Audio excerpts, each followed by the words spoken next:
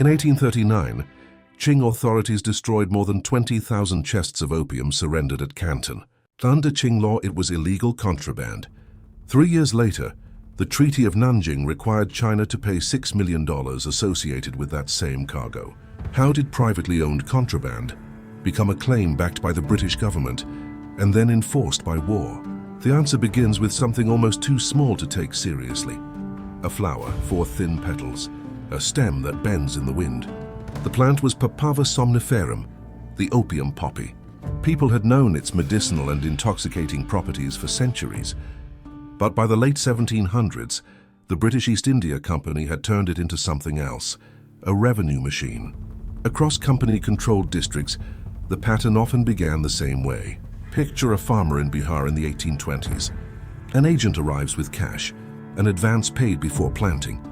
Accepting it binds the cultivator to deliver poppy through company channels, under terms largely set by the monopoly. Conditions differed by district. Some farmers resisted, bargained, or found ways around the system. Farther west, Malwa opium moved through princely states and Indian merchant networks that the company struggled to control. In Bengal and Bihar, however, colonial authority could turn a plant into a contract, and that contract into imperial revenue. Here is where the system divided responsibility. The company controlled much of the production in Bengal and Bihar. It ran the auctions where opium was sold in chests. Private merchants then carried the cargo onward, across the water toward China. Look at the paperwork from the time and you can see that separation.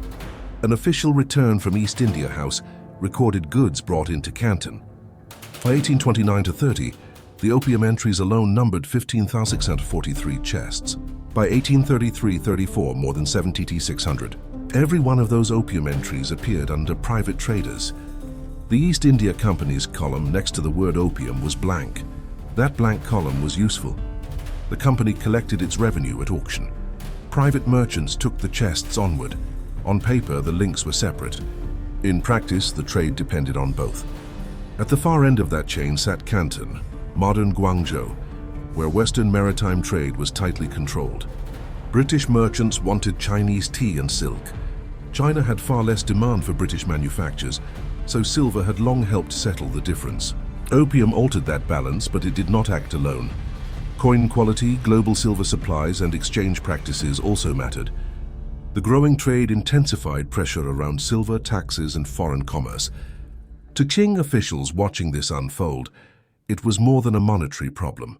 They saw illegal imports, official corruption, social harm, and a foreign trade that challenged the state's authority.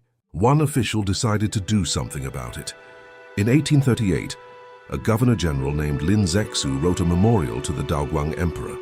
His argument was blunt. If the opium trade kept growing, China might eventually lack both silver to fund an army, hardened soldiers fit to fight in it. At the end of that year, the emperor appointed Lin imperial commissioner and sent him to Canton to suppress the trade. Lin moved fast. He sealed off the foreign merchants inside their trading district, cut their supplies, and demanded they surrender every chest of opium in their possession, along with a written promise never to bring it back. This is where Charles Elliot, Britain's superintendent of trade, made the decision. That would matter more than almost anything else in this story. Instead of letting individual merchants negotiate their own losses, he ordered them to hand their opium over to him and then surrendered it to the Chinese in the name of the British government. In one move, privately owned contraband became a national loss, something the British government would now feel obligated to answer for. More than 20,000 chests went to Lin. For more than 3 weeks, from June 3rd to June 25th, the chests were opened at Humen. The opium was broken apart, mixed with lime and salt, and flushed through trenches toward the sea. Chest after chest disappeared into the tide. On July 5th, Lin and 2 other officials reported the completed operation to the emperor. The imperial response called it deeply satisfying. For the Qing government, this was law enforcement, public proof that prohibition had teeth. For the British merchants who had lost their cargo, it was the destruction of valuable property. Same trenches, same tide washing the opium out to sea, 2 political systems reading the event in opposite ways. Even in Britain, people weren't unanimous about what to do next. In Parliament, Some argued that China had warned foreign traders for years that the opium trade was illegal under Chinese law, and that Britain had no real grounds to demand anything back. Others argued that British subjects had been confined and their property destroyed, and that could not go unanswered. So this wasn't a war about one thing. It was opium, yes, but tangled up with a deeper fight over whose laws applied to foreigners on Chinese soil, British demands for wider trade access, and a government that had the naval power to force the issue. Compensation, diplomatic status, trade, and sovereignty had become bound together. The war started in 1839 and escalated through 1840. Qing coastal defenses were badly outmatched. Steam power, long-range guns, and mobile forces allowed British ships to strike ports and move along the coast and rivers. Nobody who grew a single poppy plant in Bihar ever saw those ships. Nobody who worked the Calcutta auction rooms ever heard the guns. That distance was part of the system's power. Each stage could appear separate, and no single link had to look at what the whole chain added up to. In 1842, the Treaty of Nanjing ended the fighting. China opened 5 ports to British residents and trade. Hong Kong Island was ceded to Britain. The Cohong system, which had channeled Western commerce at Canton through licensed merchants, was abolished.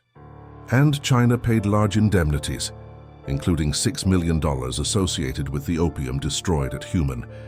The settlement required China to pay for cargo that Qing authorities had destroyed as illegal contraband under Qing law. And yet the treaty did not legalize opium.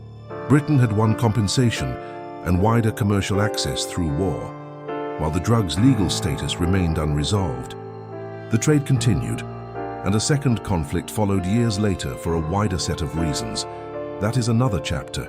The poppy never made a single decision in any of this.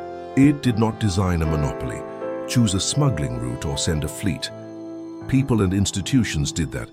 A farmer entering an unequal contract, a company official recording auction revenue, a private merchant buying a chest, a commissioner ordering contraband destroyed at Humen, and a government turning that destruction into a claim for compensation. Follow the flower all the way through, and the war stops looking like one dramatic spark. It becomes a long chain, long enough that profit and consequence could live on opposite sides of the planet, and nobody in the middle had to hold both at once. So here's the question worth sitting with.